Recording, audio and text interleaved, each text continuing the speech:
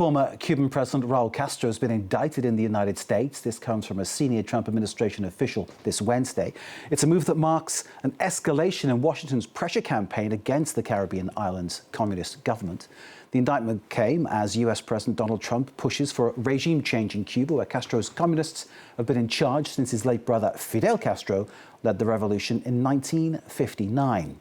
The indictments of the deaths in 1996 of 4 Cuban Americans whose private aircraft was shot down off the island. They were reportedly anti-Castro activists.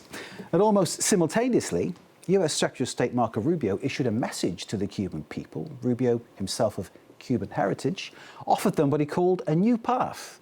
This includes, he says, greater control of the democratic process on the island. Well, Trump has said repeatedly that Cuba could be the next regime that is changed by the United States. So let's bring in our Washington correspondent, Fraser Jackson, for more on this one. Fraser, the indictment of Raúl Castro. Where's this one going?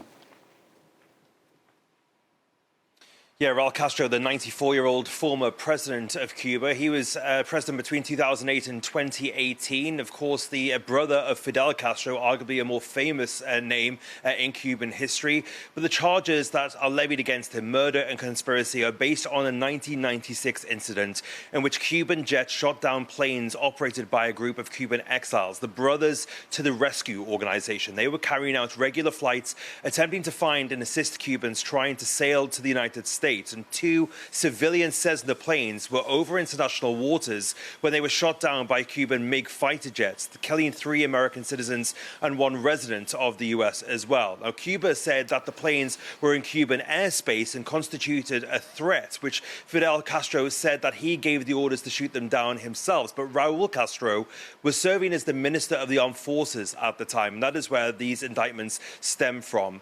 So a legal response to that initial incident back in the United States in the 90s led to tougher sanctions on Cuba, and that also remains the basis of what the U.S. embargoes on the country are on as well. And this indictment today came on Cuban Independence Day, which commemorates the end of the U.S. military occupation of the island in 1902. So a symbolic day as well chosen to unseal this indictment. But of course, there are concerns that this could be a pretext for a wider operation on the island. Well, before we move on to the next part of Fraser's intervention with us, let's take a listen to the U.S. Secretary of State Marco Rubio. Pero el presidente Trump ofrece una nueva vía entre Estados Unidos y una nueva Cuba. Una nueva Cuba donde ustedes, los cubanos de a pie, no solo Gaesa, pueda ser dueño de una gasolinera o de una tienda de ropa o de un restaurante. Una nueva Cuba donde ustedes, no solo Gaesa, pueden abrir un banco o tener una constructora. Una nueva Cuba, donde ustedes, y no solo el Partido Comunista de Cuba, pueda ser dueño de una estación de televisión o de un periódico. Una nueva Cuba, donde pueda quejarse de un sistema que falla, sin temor a ir a la cárcel o ser forzado a irse de su isla. It's powerful when a politician is communicating in a different language, and Rubio, of course, with his Cuban heritage, very much at home in the Spanish tongue. Let's go back to Fraser for more on Rubio's message to the Cuban people. And of course, Donald Trump has been saying that, the US could change the regime in Cuba. This could be an idle threat. It could be a plan. Give us your sense of where we are.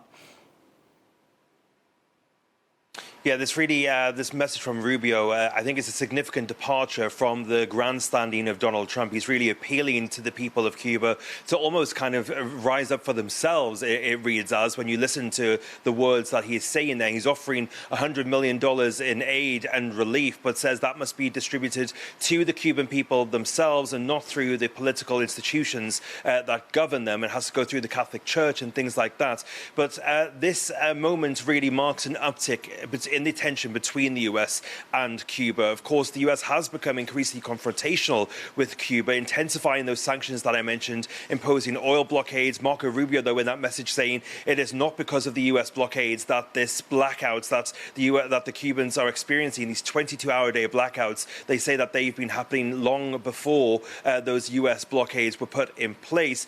But as I mentioned, some are believing that this new indictment that was announced at the same time as this video could be the pretext pretext to the U.S. launching some kind of mission into Cuba. Recall as well the indictment of Maduro back last year, which then led to the early January raid of Maduro, in which he was seized and brought to the United States. Well, Acting Attorney General Todd Blanche was asked about this and was vague on how he answered as to whether this indictment could be a pretext. He said that Castro will show up here by his own will or by another way, saying there are all kinds of different ways that we can get people to the United States to face justice. So Todd Blanche also being vague about what the aim is here. But of course, Donald Trump has been for months applying pressure to Cuba to try to topple the government there, both economics-wise, in terms of the energy sector as well.